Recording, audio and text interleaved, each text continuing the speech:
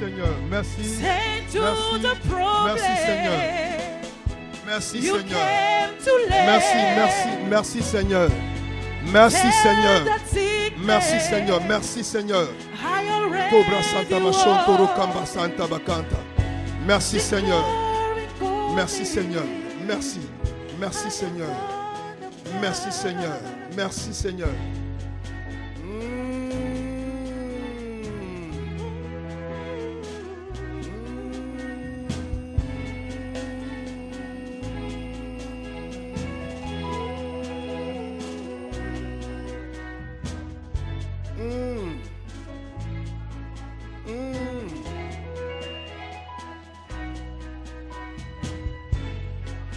Yes. J'ai vaincu, Seigneur. Tu as vaincu pour nous, Seigneur.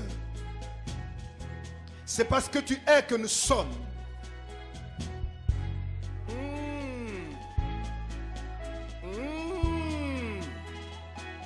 Hey!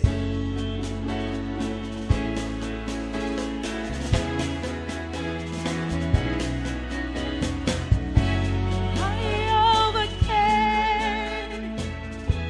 Hallelujah.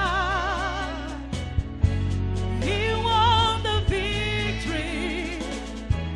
Hallelujah. He said it's finished, and my story is written, and I overcame. Hallelujah, I overcame.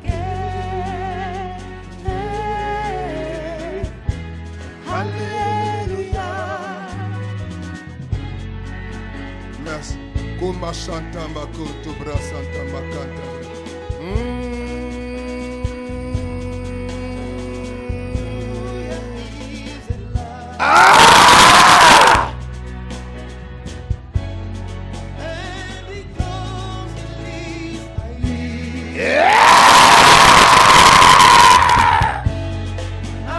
Hallelujah, Jesus lives. And my future is alive in Him. I overcame. Hallelujah. He won the victory. Hallelujah. I overcame. Hallelujah. He won the victory. Hallelujah. I overcame. Hallelujah.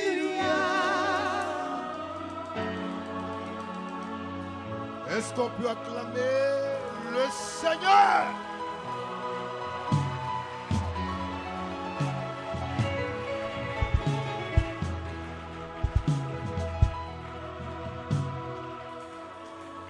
Alléluia. Veuillez vous asseoir. Ah, comme je suis heureux. Ça, c'est une belle surprise. Groupe de louange, c'est bien. Je ne sais pas qui vous a dit, mais vous êtes entré dans la révélation.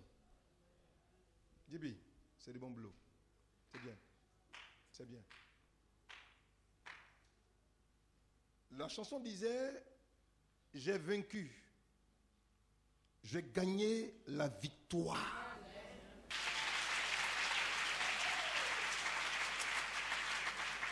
Voilà, nous parlions de la révélation des mystères du nom de Jésus. Nous avons expliqué ici pour dire que ce thème n'est pas la révélation du mystère du nom, mais c'est la révélation des mystères du nom. D'accord? Pour montrer que le nom révélé, le nom donné par le Créateur aux hommes et aux femmes qui l'ont adoré, chaque fois que le Seigneur avait besoin justement de se révéler dans une certaine dispensation, certaine réalité, certaine vérité, il prenait toujours la peine d'apporter d'abord, avant tout, un nom. Et le nom était le vecteur, le moyen par lequel le grand et le puissant Dieu révélait sa nature propre. Alléluia. Et nous avons expliqué ici pour dire que de tout temps, Dieu a été appelé d'un nom. Et Abraham, Isaac et Jacob ont connu Dieu sur un nom. Et plus tard, parlant du grand libérateur de Moïse, Dieu va se révéler à lui pour lui révéler le nom Je suis, qui est aussi le nom Adonai, qui est aussi le nom Yahweh, qui est aussi le nom l'Éternel. Et dans la version anglaise, qui est aussi le nom Lord, pour dire Seigneur. On va voir que ce nom aura cours jusqu'à la fin de toute la dispensation de l'Ancienne Alliance, jusqu'au livre de Malachie. Vous allez voir que partout un prophète va prophétiser, il va dire « Ainsi parle l'Éternel ». Voyez-vous, c'est pour dire « Ainsi parle je suis ». Mais alors que cela finit avec Malachie, lorsque la nouvelle alliance va venir, le même Dieu va changer de stratégie en apportant un autre nom. Et cette fois-ci, ce n'est pas le nom « Je suis », mais c'est le nom « Jésus ». Et ce nom « Je suis » qui a été caché dans un coffre angélique pendant longtemps en la personne de ce qu'on appelait l'ange de l'Éternel. On dit l'ange même de l'Éternel parce qu'à la limite, l'ange qui porte le nom de l'Éternel en lui, on l'appelle l'ange de l'Éternel parce qu'il porte le nom de l'Éternel en lui parce que je suis, c'est aussi l'Éternel. D'accord? Donc l'ange de l'Éternel porte en lui dans ce coffre angélique le nom puissant que le nom de l'Éternel. Alors pendant longtemps, ce nom de l'Éternel sera dans le coffre angélique jusqu'au jour où Dieu, estimant qu'il est maintenant temps pour lui que ce nom caché depuis des siècles, gardé au sceau dans cet ange, sorte et qu'il soit porté non pas à l'intérieur mais à l'extérieur, il prend ce nom, il le donne à un archange puissant du nom de Gabriel et il va dans une ville de Nazareth en Galilée voir une jeune fille du nom de Marie. Il lui donne le nom de Marie, il dit, ce nom-là, garde-le. Parce que ce nom, un enfant va venir de toi, il va naître de toi et ce nom-là, tu donneras ça à cet enfant. Ah? Elle dit, mais je ne suis pas mariée, en fait, je suis fiancée. Je ne vis pas encore avec un homme. Mais comment il sera possible pour moi, Marie, fiancée mais non mariée, de porter un enfant? Lui de lui dire, écoute, cette question n'est pas ton problème. Parce que moi, Gabriel, Dieu, mon Père, mon Créateur, m'a envoyé, m'a mandaté pour te donner cette commission. Dès l'instant où tu reçois la parole, le Saint-Esprit de Dieu viendra sur toi et te couvrira de son ombre. Vous savez comment que l'homme de l'Éternel fait allusion à l'Esprit de Dieu vivant. Là où il y a l'homme de l'Éternel, il y a forcément Dieu. Et au moment où justement l'homme de l'Éternel vient sur la Vierge Marie, la Bible dit que quoi? Elle est devenue enceinte. Vous voyez ici? Et voici, tu deviendras, voyez-vous, élément de constatation. Voici, tu deviendras enceinte. J'ai beaucoup médité dessus et puis je me suis demandé que est-ce que tomber enceinte et puis devenir enceinte, est-ce qu'il n'y a pas une nuance? Je spécule, hein, d'accord, ouais. Et ça commence à réfléchir dessus. Je vais chercher encore, je vais vous parler après, d'accord? Mais il dit, tu deviendras enceinte et tu enfanteras un fils et tu lui donneras le nom de Jésus. Il n'est pas encore né, il n'est pas encore conçu, mais déjà le nom qu'il doit porter déjà, un ange quitte les cieux, vient sur la terre, dans la ville de Nazareth, et le révèle à une sainte vierge pour dire, garde ce nom, au moment opportun, ce nom va rentrer en action. Laissez-moi vous dire que je crois, avec l'Esprit Saint, que c'est au moment où l'ange donne le nom à la Vierge que le nom rentre dans le sein de la Vierge par la couverture de l'Esprit Saint. Parce que le nom, n'oubliez pas, révèle et remproche la nature de celui qui doit le porter. Au moment où elle prend le nom, elle accepte le nom, elle garde le nom, le mystère de l'Esprit, par la présence de l'homme sur la Vierge, permet au nom de produire un élément qui fait qu'il y a comme une semence divine et spirituelle qui est posée dans le sein de la Vierge. Et quand c'est posé automatiquement, son moment commence à battre. Poum, poum, poum, poum, poum, poum, poum, poum. Et c'est fini. On n'a pas eu besoin qu'il y ait une rencontre intime. L'intimité de Marie avec l'Esprit de Dieu a été suffisante. Tu n'as pas besoin d'un homme pour te sauver. Tu n'as pas besoin d'un président pour te sauver. Tu n'as pas besoin d'un ministre pour te sauver. Tu as besoin de la présence de l'Esprit Saint. Ça, c'est suffisant pour toi.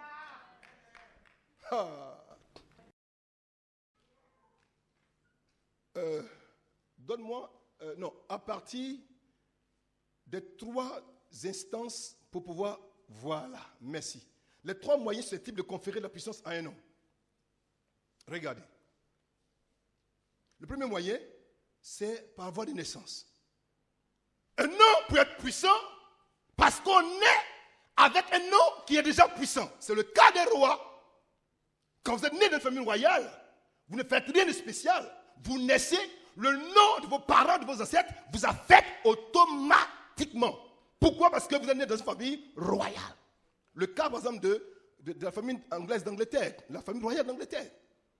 Hein, tous ces gens-là que vous connaissez là, hein, Philippe, Andrew, enfin, tous ces gens-là, ils sont importants parce qu'ils portent un nom qui est issu quoi? De la bourgeoisie anglaise. Ils sont d'origine royale. Ils n'ont pas eu à faire un effort, mais le nom qu'ils portent automatiquement leur confère d'avoir une puissance. Donc un homme peut acquérir du pouvoir et de la puissance à cause de ce que tu sors d'une famille royale, donc par voie de naissance. Mais Christ est né comme un roi. Quand même ils sont nés dans une étable, c'était un roi. Regardez, donne-moi mon test.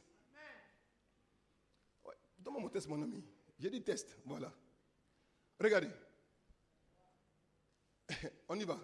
Et voici, tu deviendras enceinte et tu enfanteras un fils et tu l'annonceras Jésus. D'accord? On continue. Il sera quoi? Grand. Et sera appelé fils du Très-Haut. Et le Seigneur Dieu lui donnera le trône. Là où il y a trône, il y a forcément pouvoir royal. C'est présupposé, c'est sous-tendu. Ok? Si on parle de trône, on fait implicitement allusion quoi? Au pouvoir royal.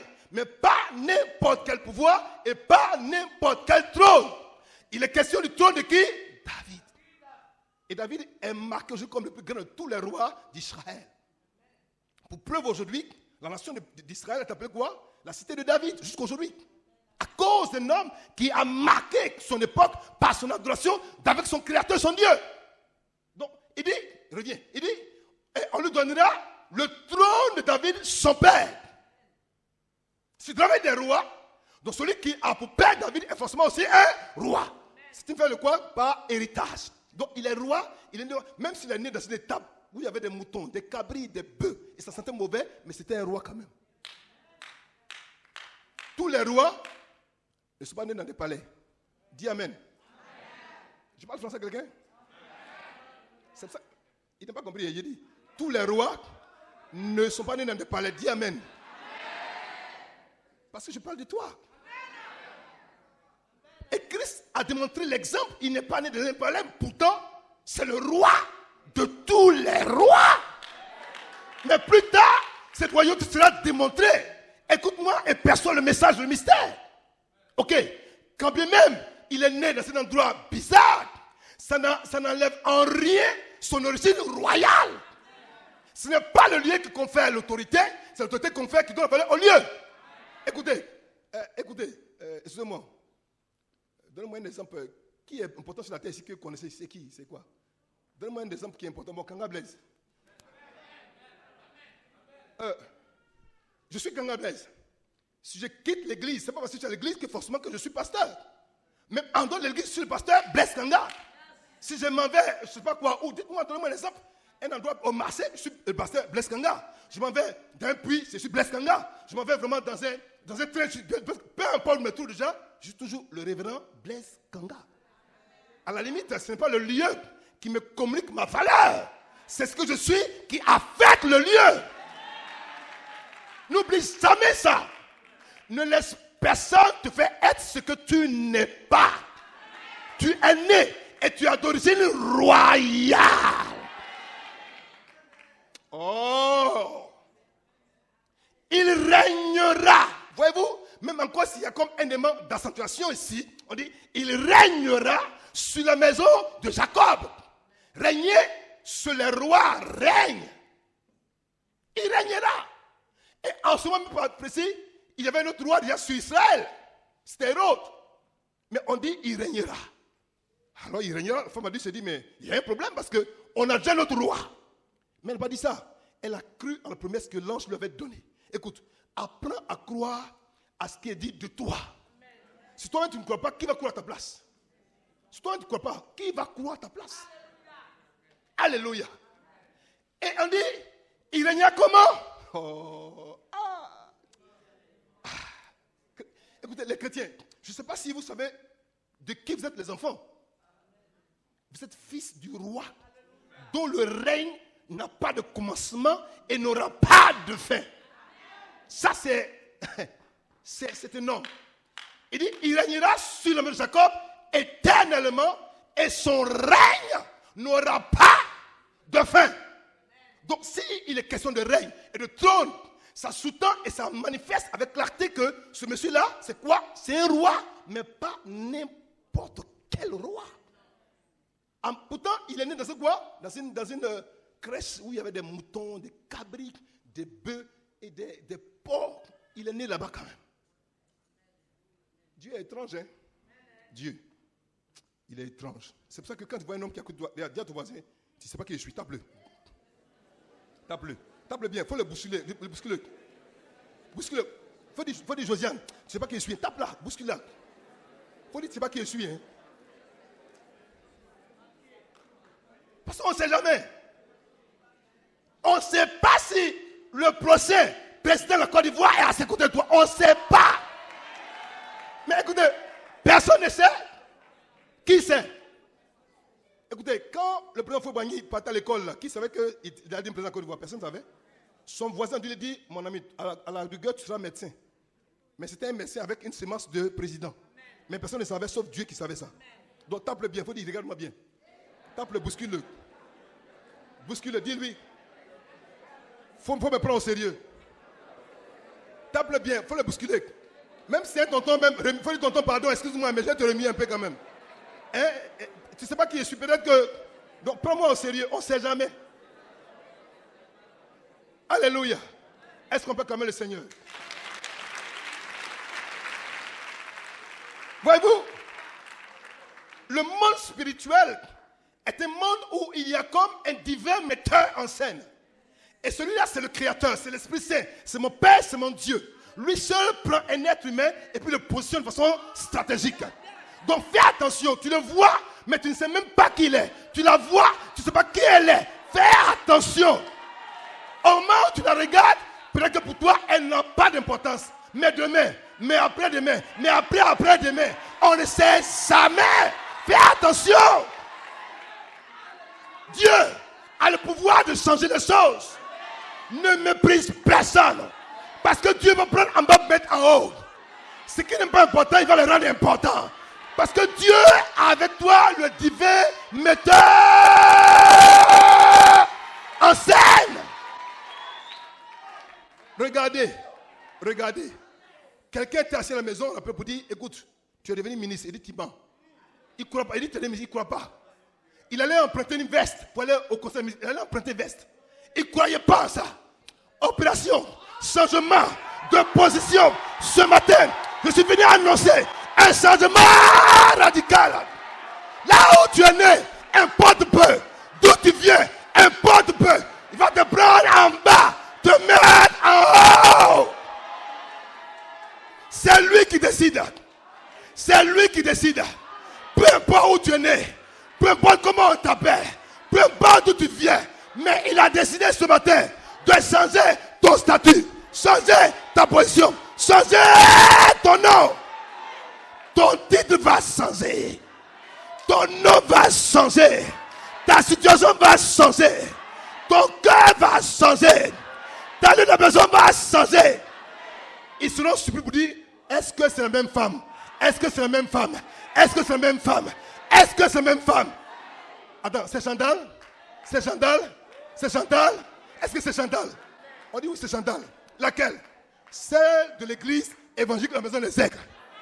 Mais qu'est-ce qui s'est passé? On dit, ah, tu n'es pas au courant? Tu n'es pas au courant? Oh, on vient de la nommer. On vient de la nommer. Vous savez quoi? Quand j'ai compris que seul Dieu peut changer la situation d'un homme, j'ai commencé à ne compter que sur Dieu seul. Je ne regarde plus aujourd'hui un homme. Je n'ai pas peur. Je ne suis pas inquiet.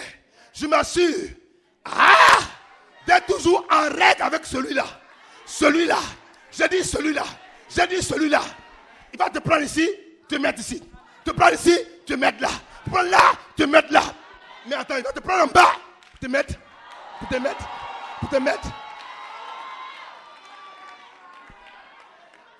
Donc même si, quand on te regarde, ton avenir est incertain. Tu n'as pas un nom en Côte d'Ivoire.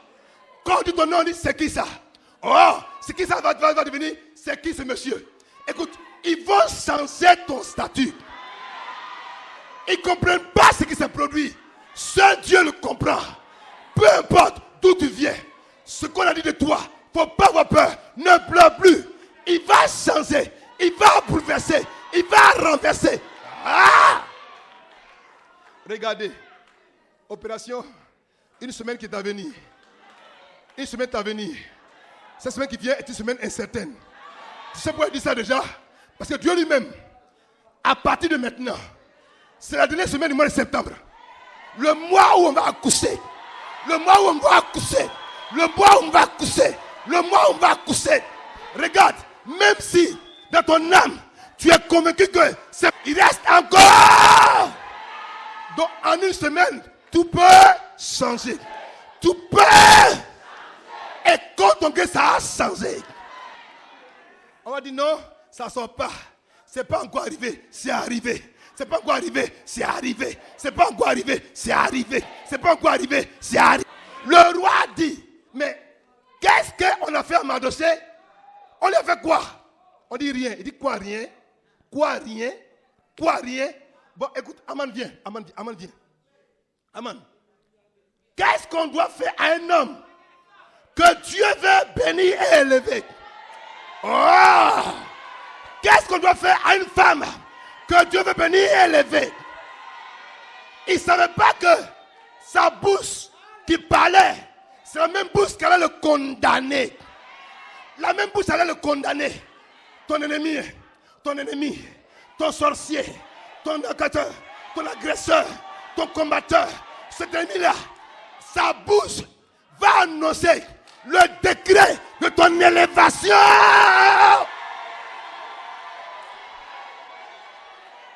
J'ai dit, sa bouche lui-même, ça va annoncer le décret de ton élévation.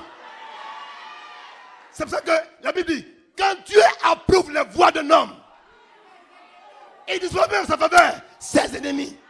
Ton ennemi là, je ne sais pas qui il est, mais à partir de maintenant, je déclare, contre son gré, il va se lever et il va dire, ma place c'est pour toi. Ma place c'est pour toi. Ma place c'est pour toi. Ma place c'est pour toi. Ma place c'est pour toi. Parce que Dieu l'a dit. Ce que Dieu a fait une fois, il le fait deux fois. Ce qu'il a fait deux fois, il le fait trois fois. Ce qu'il a fait trois fois, il le fait quatre fois. J'ai dit, ça va t'arriver. J'ai dit, ça va t'arriver. Assois-toi.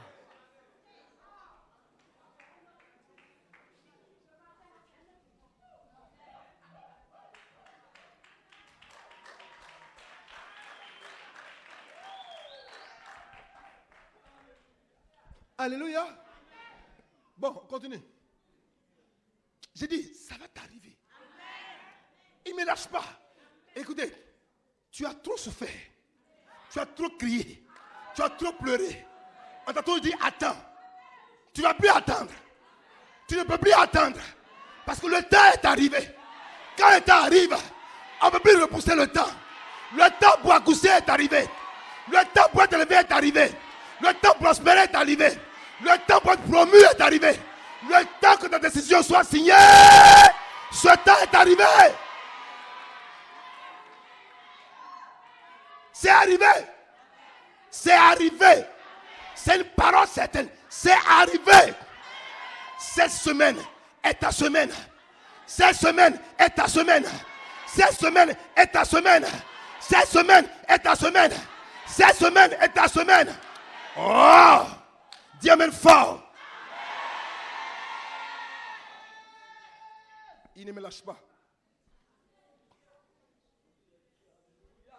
Il dit, je vais changer la situation de mes enfants. Je veux changer la situation de mes enfants. Pour changer, Dieu doit parler. Et ce matin, Dieu parle par ma bouche. Il parle par ma bouche. Même si tu pensais que tu es une femme délaissée, une femme qu'on ne regarde pas, une femme sans valeur, un homme que personne ne va épouser, regarde-moi. Cette semaine, j'ai dit cette semaine, on va t'appeler comme ça. C'est toi? Est-ce que c'est Toaï? C'est M. Toaï? Il dit oui, c'est Toaï. Toaï, le fils du grand Blaise Kanga. C'est moi. Il dit bon, tu sais quoi? Il dit oui. On a pris une décision, on a regardé dans notre organigramme et on s'est rendu compte que ce poste-là,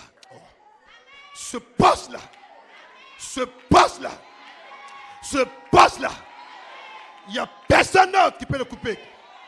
Ça va te surprendre. Mais je dis cette semaine,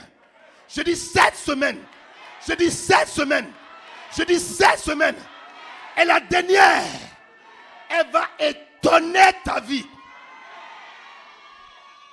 Bonjour. Est-ce que c'est Sabine? C'est Sabine? Non, c'est Sonia? Est-ce que c'est Sabine? Non, c'est Chantal. Non, c'est Anne-Marie. Non, est-ce que c'est ma fille Edwige? Non, Edwige laquelle? Non, la vraie Edwige. Non, est-ce que c'est vraiment c'est Josiane? Oui, c'est Josiane. Laquelle Josiane? Mais est-ce que c'est Julien Kofi? Oui, c'est là, c'est Julien Kofi.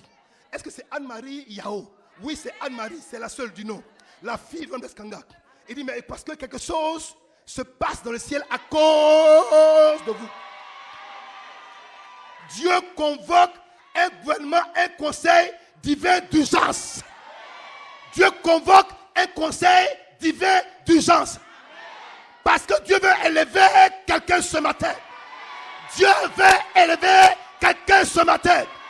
Un conseil divin d'urgence. Et puis Dieu est obligé de changer ses plans. Le même Dieu là, il dit j'ai béni. Il dit j'ai maudit. Puis il dit non, je maudis plus, j'ai béni. J'ai dit quand ton gré il te bénit, quand ton gré il t'élève, quand ton gré il te change, à cause de toi, quelque chose va se passer au ciel. Sois béni. Et dis amen 4 fois.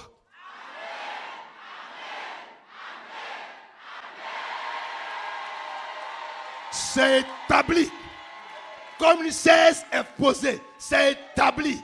Comme une chaise est posée, c'est établi. Dis amen bien.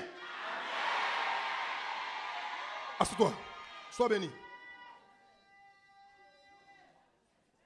Vous ne connaissez pas Dieu. Vous connaissez Dieu. Dieu. Vous ne connaissez pas Dieu. Regardez, je continue mon test. Et il dit, où est le roi des Juifs qui vient de naître? Car nous avons vu son étoile en Orient et nous sommes venus pour l'adorer. Qui parlait ici? Les rois mages. Ils ont vu le roi des Juifs, son étoile. Et ils vont poser la question au roi établi sur Israël, sur la Palestine. Il dit, ah bon, il y a un autre roi à part moi? Il dit oui. Parce que toi, on n'a pas vu ton étoile. On ne sait pas qui tu es. Mais le roi des Juifs en question, nous avons vu quoi? Son étoile. Pourtant, il n'est pas né dans le palais de Hérode. Non, il n'était pas là-bas. Mais ils sont venus annoncer au roi pour dire, écoute, un roi est né dans ton royaume. Et ce roi-là, ce qui est spécial, c'est qu'une étoile a annoncé sa venue. Donc le monsieur avait des zones d'être troublé. Il dit, mais attends, donc c'est ça que j'ai un problème, mon royaume est menacé. Mon trône est menacé. Mon gouvernement est menacé. Ma royauté est menacée. Il dit, bon, allez le chercher, s'il le trouvez, venez me dire comme ça, moi aussi je vais aller l'adorer. Mais pourquoi est-ce qu'on adore un roi? En réalité, on n'adore pas les rois, on les honore.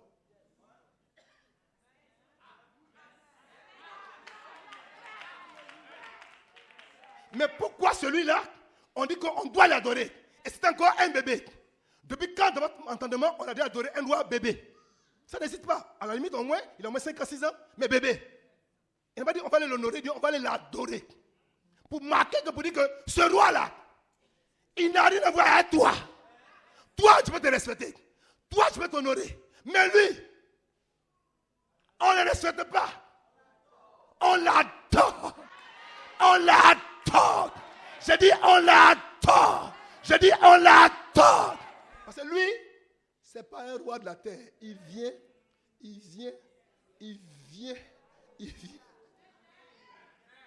Tu ne sais pas qui est ton père. Il est bébé des grands, des vieillards, des sorciers, des magiciens vont voyager pendant des mois. Ils vont trouver l'endroit. Ils vont dire, on cherche un enfant, on cherche un roi. Vraiment, mais on ne veut pas venir, on veut venir l'adorer. Ça effraie tout le monde. Quand même sa mère a vu ces hommes, son père lui dit, mais est-ce que peut-être qu'on a voulu quelque chose? Parce que les gens comme ça, là, vraiment, non, rassurez-vous. On est venu voir le roi. Ce n'est pas vous, Marie, ce n'est pas toi. Joseph, ce n'est pas toi. On est venu voir le roi. Mais pas n'importe quel roi. Et il le voit. Alléluia. Yes. Marie me dit, ah, il y a quoi? Elle dit, non, celui-là. Nous, les sorciers, hein, parce que vous ne le connaissez pas, mais nous, là, dans le monde spirituel, on a sondé, on a calculé, on a regardé. Et puis on s'est rendu compte que ce n'est pas un roi ordinaire.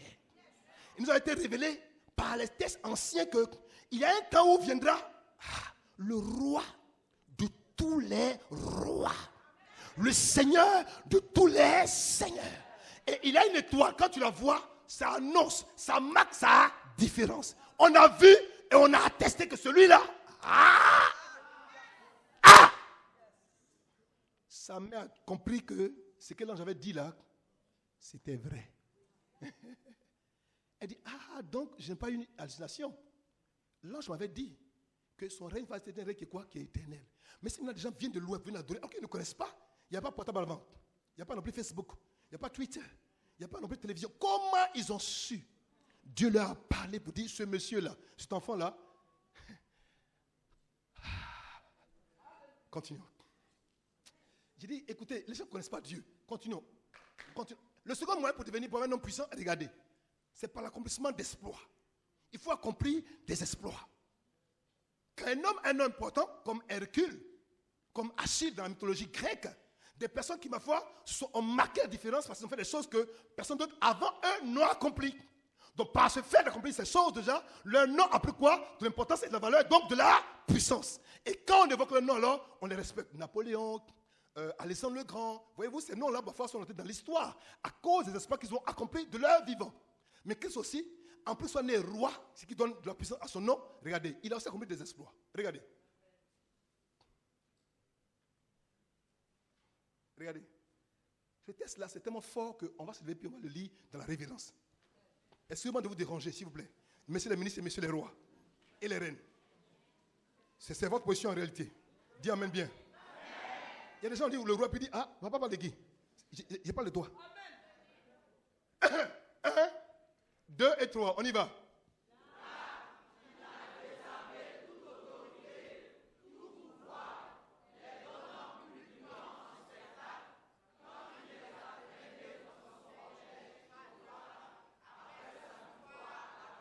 Est-ce qu'on peut acclamer le Seigneur pour cette parole? Maintenant, asseyez-vous. Je vais vous expliquer quelles sont les implications spirituelles de cette parole. Ça veut dire quoi en réalité? Écoutez-moi, parce que cette parole-là, beaucoup de gens ne comprennent pas, je vais expliquer ça tout à l'heure. Regardez. Là, il a désarmé toute autorité et tout pouvoir. Voyez-vous? C'est au singulier. Pour dire que ça englobe une totalité. C'est un tout. Il a désarmé. Désarmer, c'est arracher les armes. Ce en quoi on se confie, ce qui fait notre force, il a tout arraché. Regardez. Et il a fait aussi pour tout pouvoir. Il les a donnés publiquement en spectacle quand il les a traînés dans son cortège triomphal après sa victoire à la croix. Voyez-vous le mot après sa victoire à la croix? Je vous pose une question. En fait, qu'est-ce qui s'est passé? Regardez-moi le tableau. Au moment où le Christ était sur la croix et qu'il mourait, avant de mourir, il a fait une chose qui était mystérieuse. Il dit, Père, en tes mains, je remets mon esprit. D'accord? Il remet son esprit en tes mains de son Père le reçoit. Son corps, plus tard, sera porté dans le tombeau. Mais où est allée son âme?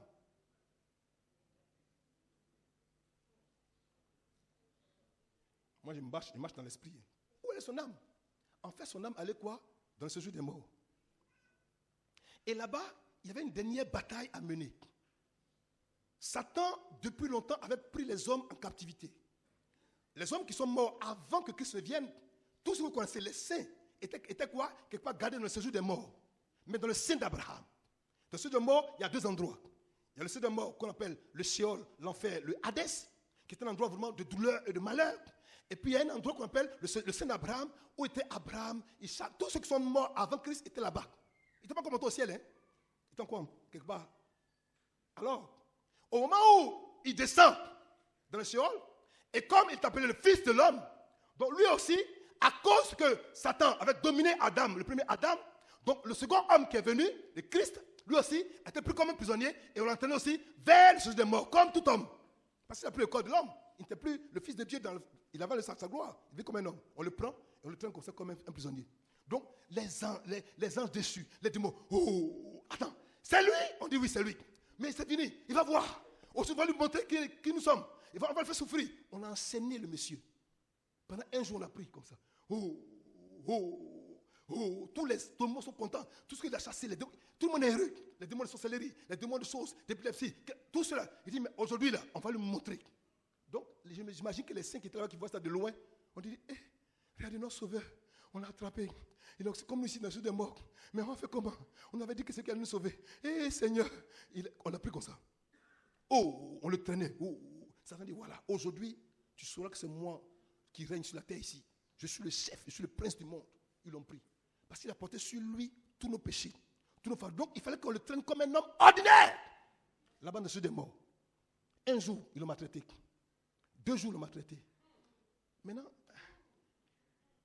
c'est-à-dire, vous savez, quand le temps arrive, quand ce que Dieu a prévu arrive, quand le thème d'une grossesse arrive, tu vas même serrer à une ceinture de sécurité. Ça a sorti.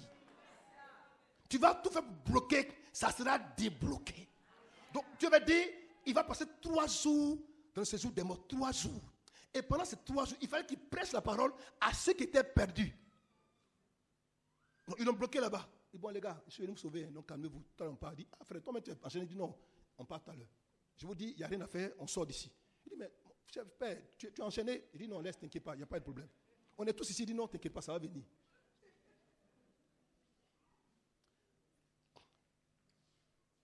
Et puis à un moment donné, Dieu a dit, dans mon Acte chapitre 2, verset 30, dans mon texte, vous savez, il y a quelque chose, ça me démange.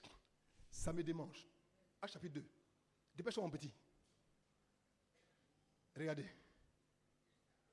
Il dit, car tu n'abandonneras pas mon âme dans le séjour des morts. Et tu ne permettras pas que ton sein voie la corruption. Car tu n'abandonneras pas mon âme. L'âme de qui? Dans le séjour des morts. Et tu ne permettras pas que ton sein, le seul sein, reste et voit la corruption. En même temps, quand le 3e jour fait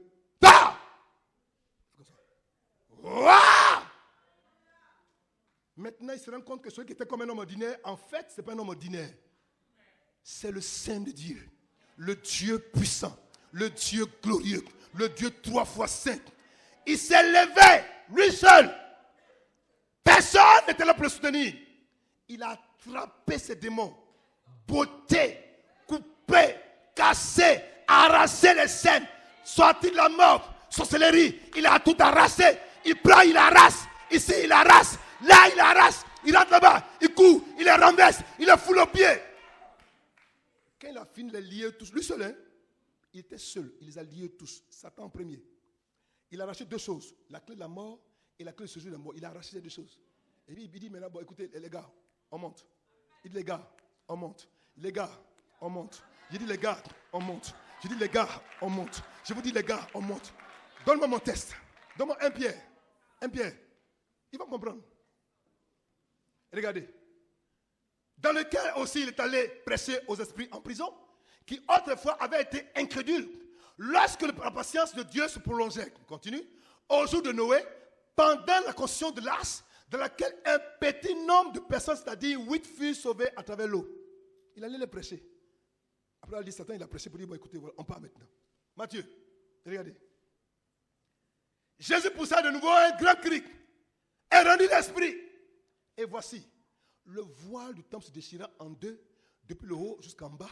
La tête trembla, les rochers se fendirent. Regardez. Le sépulcre s'ouvrit et plusieurs corps des saints qui étaient morts. On fait quoi? On ressuscité. Au moment où il mourait sur la croix, il est descendu là-bas, il a cassé les chaînes, il les a libérés, il les a pris. Maintenant, on reste ici, maintenant, on part. On part maintenant dans le paradis de Dieu. C'est pour ça que tous les saints, les Abraham, les Isaac, les Jacob, les gens ont vu dans les rues de Jérusalem au moment où ils mouraient. Ils sont venus comme ça. On les a vus. Puis après, ils sont partis. Il les a traînés dans son cortège triomphal. À quel moment? Justement, quand il les a vaincus, là-bas dans le Hadès, dans le sud des morts, après il m'a dit, allez, passez. À l'époque, quand un roi gagne victoire, les gens qui ont fait prisonnier là, ils sont derrière et puis ils marchent. Ils marchent devant. Le roi marche devant, les prisonniers sont derrière. Oh, Jésus, Jésus, Jésus, Jésus. Et puis Satan était devant. Satan, tous ces généraux étaient derrière. Il dit, allez, suivez-moi. C'est pourquoi aujourd'hui, tu ne dois plus avoir peur de Satan. C'est un ennemi qui a été désarmé. Il n'a plus d'armes. Quelqu'un disait que Satan, c'est comme une souris qui a pris un micro avec un haut-parleur. Second élément, par voie d'attribution. Regardez. Et ayant paru comme un simple homme, il s'est humilié lui-même, se rendant obéissant jusqu'à la mort, même jusqu'à la mort de la croix. Cette obéissance pour Dieu est une obéissance que tout le monde ne peut pas accomplir.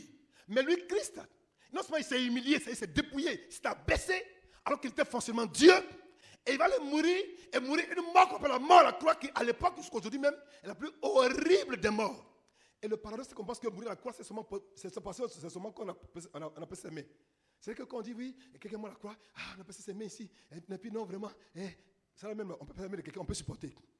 Mais ce que vous oubliez, c'est qu'au moment où on le coulait à la croix, tous les fardeaux, les maladies, les cancers, les sida, depuis Adam, jusqu'après tous les autres hommes après, tout est tombé sur le même temps. Poum. Et puis tellement il était gâté de maladies, gâté de péché, en même temps son père s'est détourné de lui. Ce qui n'était jamais existé depuis les éternités, ça n'a jamais existé. Il a toujours été lié à son père. Et la plus grande souffrance est venue de là. Son père s'est détourné comme ça. Il a regardé ailleurs. Parce qu'il n'a pas regardé le péché. Et j'ai dit ici déjà, quand le Dieu détenait son regard de Christ, c'est pour porter son regard sur toi, qui désormais était devenu un homme sanctifié, une femme sanctifiée. Il regardait Christ à l'époque, il était dans une intimité. Père, de même qu'ils sont un, que nous soyons un. On est liés, on est dans une intimité. Mais au moment où le péché vient sur lui, la maladie vient sur lui, il ne peut plus le regarder parce qu'il est trop souillé. Alors au moment où il se détourne de lui, il regarde vers toi et dit, ma fille, je t'aime. J'aime plus Christ pour ce temps à cause du péché, mais toi maintenant je t'aime. Christ a permis que sa dignité te soit conférée, te soit donnée, pour que tu puisses recevoir son amour. C'est pour ça que tu dois prendre au sérieux ton salut. Son salut a été payé à un prix inestimable. C'est pourquoi, élément de conséquence, Dieu aussi, c'est pourquoi aussi, Dieu l'a souverainement, c'est-à-dire par sa propre décision, par sa propre volonté, lui, Dieu, il regarde ce que son fils a fait, il est subjugué, il est stupéfait, il dit non, je prends un acte souverain, moi-même, Dieu, je décide de. Il dit, l'a seulement élevé et lui a donné. Oh, il faut dire lui a donné. Il faut dire lui a donné. Dis-moi, qui est le plus grand dans l'univers? Répondez-moi. Qui est le plus grand dans l'univers? C'est qui? Non, on ne parle pas en groupe. Qui me parle? Qui me parle? Qui est le plus grand dans l'univers? Réfléchissez bien avant de parler. Réfléchissez bien. Qui est le plus grand dans l'univers? Comme ils disent ça maintenant, ils ont peur de parler. Qui est le plus grand? Qui est le plus grand? C'est Dieu. Donc si Dieu est le plus grand, si Dieu parle, qui peut renverser sa parole? Qui peut renverser sa parole? Donc il dit à partir de maintenant, moi Dieu, je prends un décret divin, un décret universel, un décret éternel. À partir de maintenant, non, non. C'est le nom le plus grand de tous les noms. Il dit, lui a donné le nom qui est au-dessus de tout autre nom. Continuons. Afin que, aïe, aïe, aïe, aïe, aïe, aïe, aïe, aïe.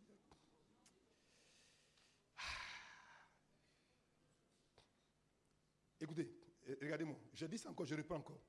Nulle part dans l'Ancien Testament, il est fait mention de prier au nom de Dieu. Il dit, mais afin qu'au nom de Jésus, Il dit tout genou.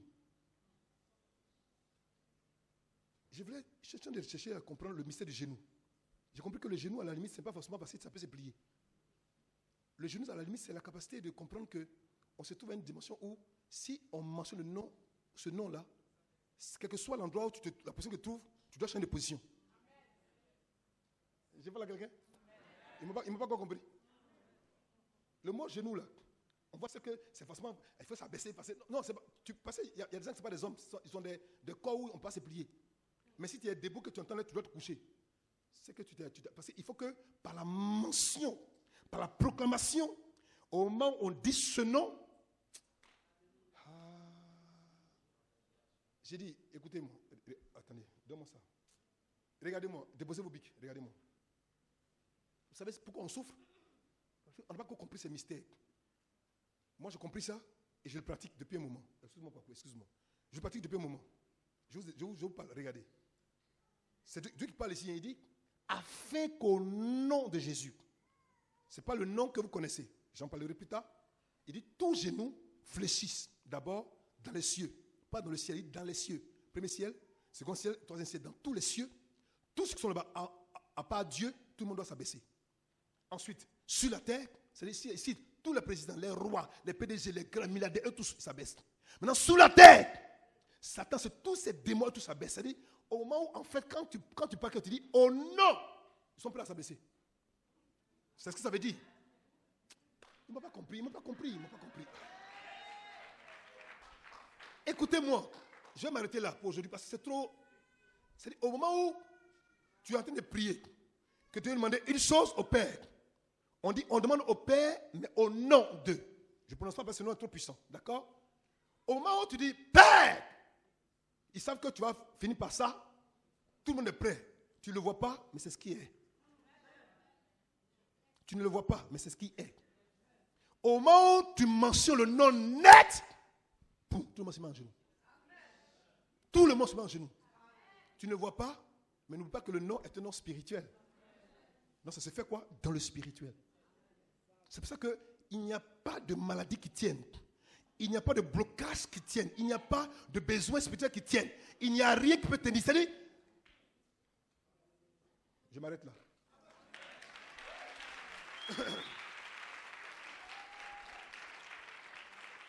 Il m'a dit, il faut t'arrêter là. Je m'arrête là. Je vais expliquer quelque chose, mais tu as tout rassasié pour aujourd'hui. Je ne vais pas ajouter. Va digérer ça. On se voit dimanche prochain. Que Dieu soit béni. On va se tenir debout. C'était le message du révérend Blaise Conga. Nous espérons que vous avez été bénis par cette parole. Si vous souhaitez recevoir d'autres enseignements du révérend Blaise Conga, nous vous prions de bien vouloir nous contacter au 77 54 15 17. Que Dieu vous bénisse.